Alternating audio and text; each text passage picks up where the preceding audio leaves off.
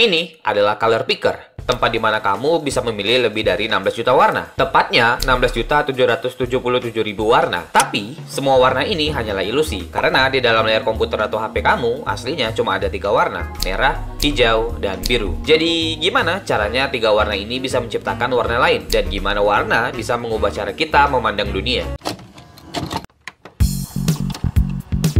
Sebelum kita membahas warna di komputer, kita perlu tahu dulu apa itu warna. Dan jadi gini, warna itu bukan terletak pada suatu benda, tapi pada cahaya yang memantul dari benda itu. Contohnya apel ini. Warna apa yang kamu lihat? Merah? Kalian melihat merah ini bukan karena apel punya zat merah, tapi apel menyerap gelombang cahaya dan memantulkannya kembali yang kita sebut dengan merah. Tapi gimana kalau aku bilang warna apel ini bukanlah merah, melainkan coklat, atau kuning, atau pink, atau abu-abu? Kalau kalian melihat apel ini dengan salah satu warna ini, maka kalian menderita buta warna.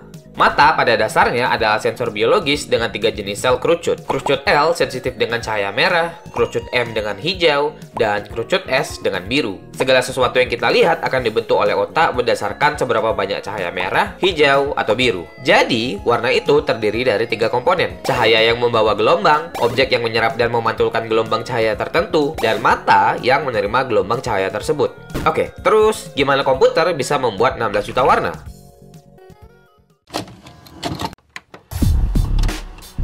Untuk menjawab itu, kita perlu kembali ke zaman dulu, di mana komputer belum ada warna, bahkan belum ada layar. Sekitar 1945 sampai 1950, ketika ukuran komputer sebesar lemari 4 pintu, dan bentuknya, ya susah dijelaskan. Kabel di mana-mana, banyak tombol, dan nggak ada layar. Terus kalau nggak ada layar, gimana cara pakai komputernya? Vibing dengan suara mekanikalnya.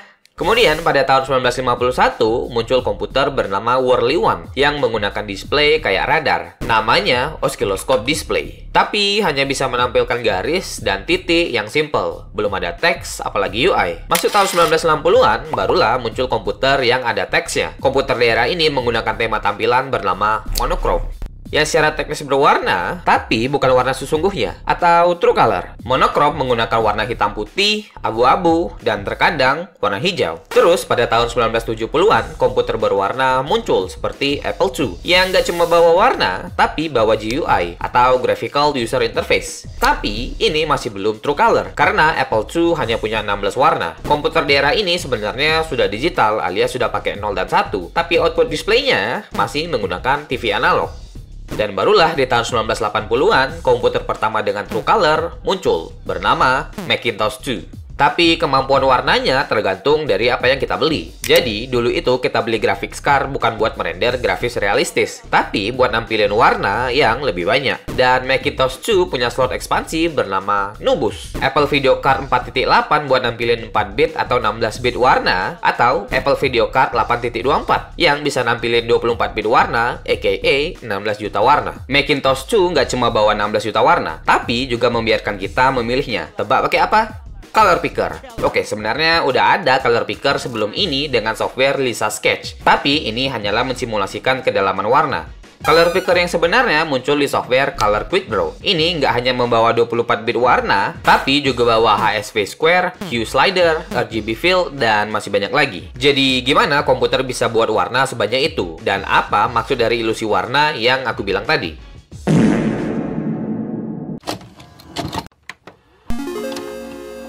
Oke, jadi warna. Kalau mata kita menggunakan 3 sensor L, M, dan S, komputer tinggal perlu menciptakan warna merah, hijau, dan biru, terus mengkontrolnya. Tapi, komputer tidak menganggap warna itu sama kayak kita. Jadi, nggak ada merah terang atau biru gelap. Yang ada hanyalah angka. Komputer merepresentasikan warna dengan biner. Aku sarankan kamu menonton video ini kalau belum tahu tentang biner sama sekali. Warna dalam komputer dibentuk berdasarkan 3 warna dasar, red, green, dan blue, yang akan kita sebut dengan subpixel. Subpixel diberikan rentang nilai warna dari 0 sampai 255. 0 berarti mati total, dan 255 berarti kecerahan maksimum. Kenapa 255? Karena satu subpixel terdiri dari 8 bit, dan di dunia biner cuma ada 2 kemungkinan, 0 dan 1. Jadi dengan 8 bit ini terdapat 256 kombinasi, dengan ditulis sebagai 255. Karena di dunia komputer itu ngitungnya dari 0, bukan dari 1. Aneh memang. Contohnya biner ini, yang merupakan kombinasi ke 0 atau desimal 0. Terus biner ini, kombinasi kombinasi 1 atau desimal 1, dan biner ini kombinasi ke-255 atau desimal 255. Tapi ini baru satu subpixel. Jika ditambah dengan subpixel lain yaitu green dan blue, maka terdapat 16.777.216 pola. Dan disinilah istilah 16 juta warna atau 24 bit color muncul. Tunggu, 24-nya dari mana? Ya, kan satu subpixel terdiri dari 8 bit nih. Karena ada 3 subpixel, jadi 8 tambah 8 tambah 8, jadinya 24. Kamu bisa coba sendiri dengan buka Google dan ketik color hex, terus mainkan color pickernya. Dan kalian bisa lihat setiap kali aku menggeser warnanya, nilai dari RGB-nya ikut berubah. Tapi, disinilah bagian yang aneh. Kita kan mengutak-ngatik warna merah tuh. Kenapa subpixel green dan blue ikut berubah? Terus kenapa ketika pilih warna putih, semua nilainya malah jadi 255? Nah, jadi ini disebut dengan warna aditif. Semakin banyak warna yang kamu campur, maka akan semakin terang. Berbanding terbalik dengan warna subtraktif, semakin banyak warna yang dicampur, maka akan semakin gelap. Warna subtraktif itu biasanya berbentuk cat atau tinta. Dan kalau kalian kombinasikan warna biru dan kuning, akan mendapatkan warna hijau. Sedangkan di komputer yang warnanya aditif, untuk menampilkan warna hijau, ya tinggal naikin aja nilai subpixel green atau hijaunya. Dan disinilah ilusinya. Kita ambil contoh warna kuning ini, yang memiliki nilai red 255, green 255, dan blue 0. Kenyataannya, layar komputer atau HP kamu tidak menembakkan cahaya kuning, tapi cahaya merah dan hijau. Dan ketika cahaya ini sampai ke mata, retina dan otak kamu mengartikan kombinasi ini sebagai kuning. Begitu juga dengan warna lain. Contoh lain kayak warna coklat ini, yang padahal warna aslinya red 139, green 69, dan blue 19. Ini warna apa? Merah. Kalau ini, hijau. Dan kalau ini, kuning. Ini lampu warna merah, dan ini lampu warna hijau. Terus kenapa warnanya nggak jadi kuning kalau dideketin? Untuk menjawab hal ini, kita harus ngintip dulu ke layar monitor. Di dalam monitor ada yang namanya pixel, dan setiap pixel terdiri dari 3 subpixel, red, green, dan blue. Ukuran dari pixel ini bervariasi, tergantung dari ukuran layarnya. Untuk monitor dengan resolusi 1080p, pixelnya berukuran 0,276 mm, dan pixel smartphone umumnya sekitar 0,055 mm.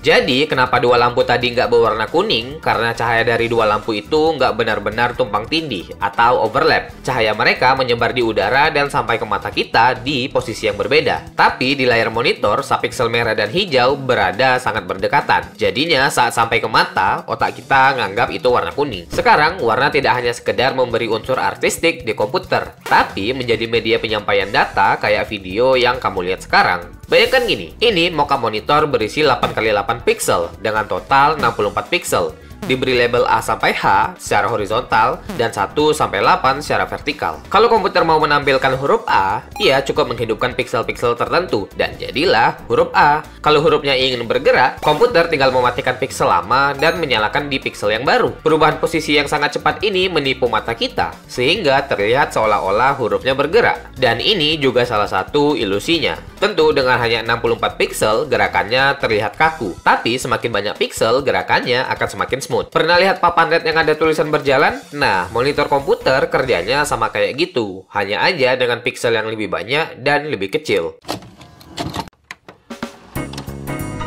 Kecanggihan komputer dalam menghasilkan jutaan warna tentu harus diiringi dengan layar yang mampu menampilkan banyak warna juga. Sebelum layar menggunakan pixel, dulu untuk menampilkan warna dengan monitor CRT atau cathode ray tube dengan cara menembakkan sinar elektron ke layar kaca yang sudah dilapisi fosfor. Ketika elektron mengenai fosfor merah, fosfor itu akan bersinar merah. Kena hijau jadi hijau, dan kena biru jadi biru. 3 warna fosfor inilah yang akan jadi cikal bakal subpixel. Tapi CRT berat dan boros listrik, yang kemudian akan digantikan oleh diperkenalkan pada tahun 1964 dan mulai populer di tahun 1970-an, LCD atau Liquid Crystal Display berbeda dengan CRT. LCD tidak memancarkan cahaya sendiri. Di belakang panelnya ada lampu putih yang disebut dengan backlight. Cahaya putih ini nantinya akan melewati lapisan kristal cair yang berfungsi seperti filter cahaya. Ketika kristalnya dilewati oleh sinyal listrik, arah polarisasi cahaya berubah, sehingga hanya sebagian warna yang bisa lewat. Gabungan dari lapisan filter merah, hijau, dan biru inilah yang akhirnya membentuk satu piksel berwarna. Kalau semua cahaya ditahan, piksel akan terlihat hitam. Kalau semua dilepas, piksel akan terlihat putih. Karena cahaya backlight putih ini, warna hitam yang dihasilkan LCD nggak begitu hitam atau true black. Jadinya kayak hitam terang gitu. Lalu muncullah OLED, Organic Light Emitting Diode. Di OLED, setiap subpixel adalah sumber cahaya sendiri. Tidak ada backlight di OLED. Jadi pixel hitam yang dihasilkan adalah true black karena tinggal matiin aja lampu di pixel tertentu.